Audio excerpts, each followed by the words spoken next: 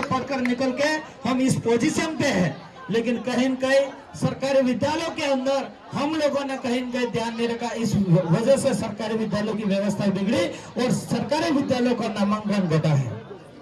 साथियों, मैं आपसे उम्मीद करूंगा, हम लोगों ने अगर जनप्रतिनिधि और आम व्यक्ति और युवाओं ने सबने अगर ठान लिया कि सरकारी विद्यालयों के अंदर व्यवस्था सुधारनी है और सरकारी विद्यालय के लिए हम भामाशाह बनेंगे, तो मैं कह रहा हूं सरकारी विद्यालय के अंदर बच्चों का नामांकन भी बढ़ेगा और अच्छी शिक्षा, पहली जिस तरह से शिक्षा मिलती थी इस तरह से शिक्षा भी मिलेगी।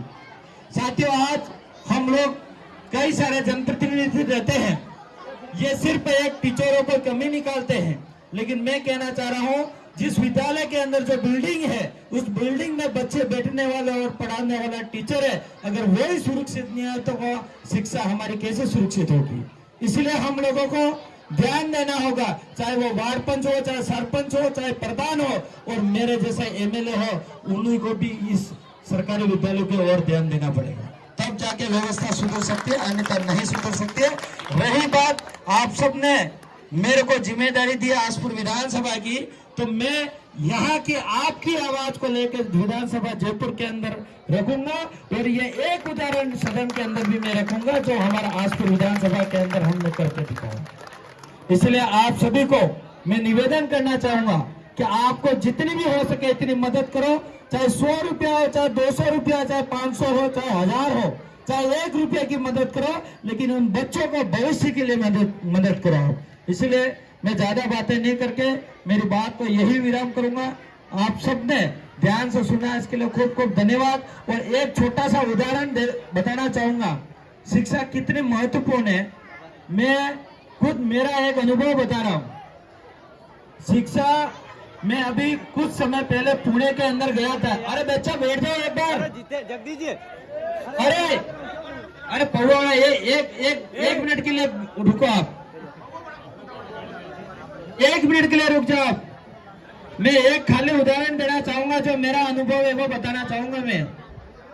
मैं विधायक के बाद एक पुणे होटल थी महाराष्ट्र के अंदर, उस पुणे होटल के अंदर मैं गया और वहां रुका मैं। हमारा बजट तो सरकारी दे रही थी, लेकिन हमारे जितने राजस्थान के युवा विधायक थे वहां पे हमको इनवाइट करा था, तो हम लोग वहां पे गए और 5 स्टार होटल थी पुणे के अंदर।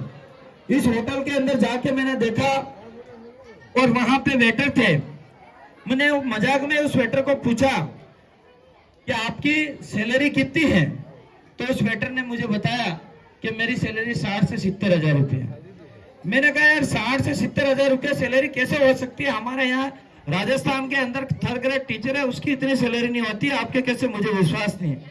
तो उन्होंने कहा कि साहब हम पे विश्वास नहीं है तो हमारे मैनेजर से पूछ लीजिए काउंटर पे नीचे।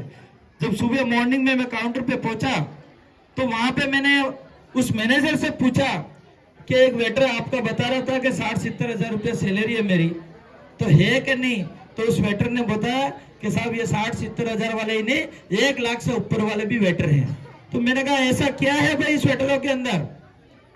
तो उसने कहा कि साहब ये आप होटल तो देख ही रहो, 5 स्टार होटल है, महंगी होटल है और अलग अलग स्टेट से कस्टमर आते हैं, तो उनको अच्छी तरह से कन्विंस कर सकते हैं, उनकी भाषाओं में कन्विंस कर सकते हैं, अच्छी इंग्लिश बोल सकते हैं, इसलिए उनकी इतनी सैलरी है।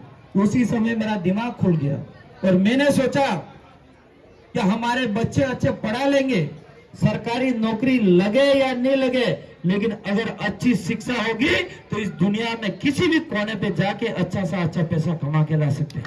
वो शिक्षा का पावर है। कहने में कहा है कि शिक्षा वो शेरनी का दूध है जो जितना पिएगा इतना दहाड़ेगा। इसलिए आप लोगों को शिक्षा प्राप्त करनी पड़ेगी और पढ़ाई ऐसी करो जो पूरी मजबूती के साथ पढ़ाई करिए। मेरी बात को आपने